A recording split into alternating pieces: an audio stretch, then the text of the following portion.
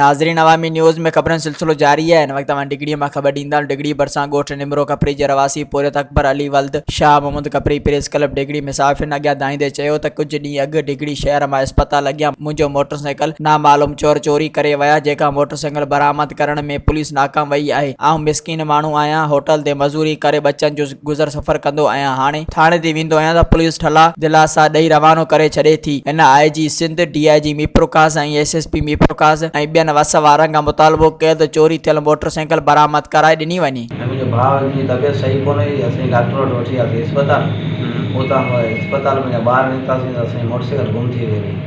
पोइ असां डॉक्टर साहब खे बि चयो, उते उन्हनि वटि कैमरा लॻा पिया आहिनि, उन कैमरनि में सभु वरी चेक कयो, उनमें सॼी कवरेज पई है, जेको माण्हू जंहिं खायो उनमें सॼी तरह वीडियो पूरी पई है।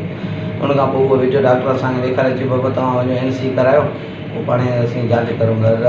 ऐं थाणे ते पोइ हुते उन्हनि खे वठी वियासीं पुलिस वारनि खे, उन्हनि बि NC कटाई उनजी सॼी अची रिकॉर्डिंग चेक कई। रिकॉर्डिंग खां पोइ उनजा जेके पुलिस जेके कागज़ उहे कढिया, उनजी वीडियो भरी, वीडियो करे उन्हनि चयो त असीं हिनजी जांच करूं था।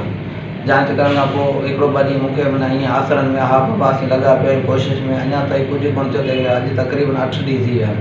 ऐं हल माण्हू वटि चई रोई बीह रहियो, अञा ताईं मूंखे किथां बि आसिरो कोन्हे। पुलिस वारा बसि जेॾी महिल पुलिस बाबा हा लॻा पिया आहियूं कोशिशि में, थी वेंदो पर अञा ताईं का ॻाल्हि ई कोन्हे। उमेदु किथां ॾिसण में कोन्ह थी अचे थी मूंखे मिले।